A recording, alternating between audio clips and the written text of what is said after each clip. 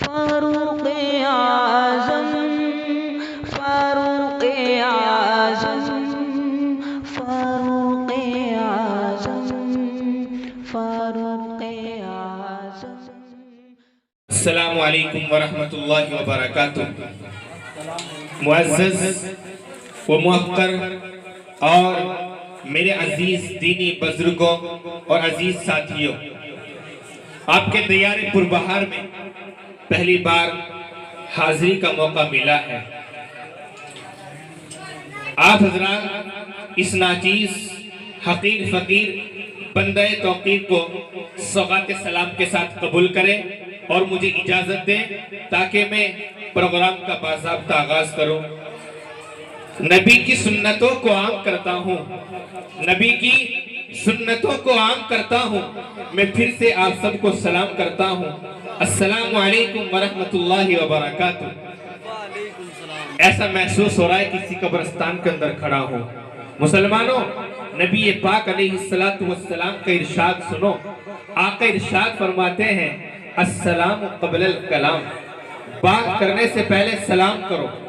میں نے آپ کو سلام کیا ہے، سلام کرنا سنت ہے اور اس کا جواب دینا واجب ہے۔ اسی لیے میں نے آپ کو سلام کیا ہے، جس عقیدت جس محبت کے ساتھ آپ کو سلام کیا ہے، آپ اسی عقیدت اور محبت کے ساتھ میرا جواب دیں۔ السلام علیکم ورحمۃ اللہ وبرکاتہ۔ وعلیکم السلام ورحمۃ اللہ وبرکاتہ۔ معزز حاضرین، آج یہ پروگرام جو منعقد کیا گیا ہے، اس کا مقصد کیا ہے، کیوں منعقد کیا گیا ہے، میں آپ کو بتاؤں۔ ہمارا یہ پروگرام جشن آزادی یوم جمہوریہ، یعنی ہمارا یہ ہندوستان، یہ ملک ہندوستان انگریز کی چنگل میں پھنسا ہوا تھا۔ ہمارے اکابرین نے اپنی فولادی بازو اور زبان کی قوت، قلم کی طاقت سے ان کا بھرپور مقابلہ کر کے انہیں ہندوستان سے باہر نکالا، کنہیں انگریز کو، جبکہ ہماری مائیں اور بہنوں کی عزتیں لوٹی جا رہی تھی۔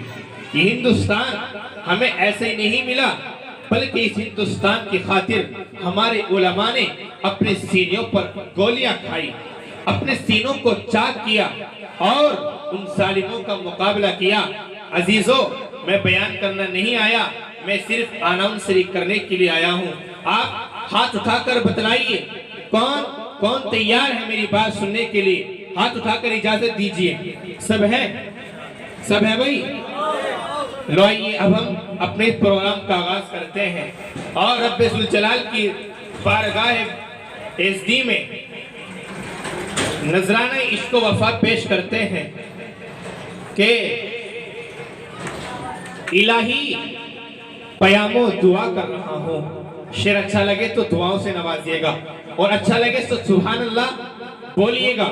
اس 2.5 کلو کی گردن کو نہ ہلائیے، بلکہ اس زبان کو ہلائیے گا۔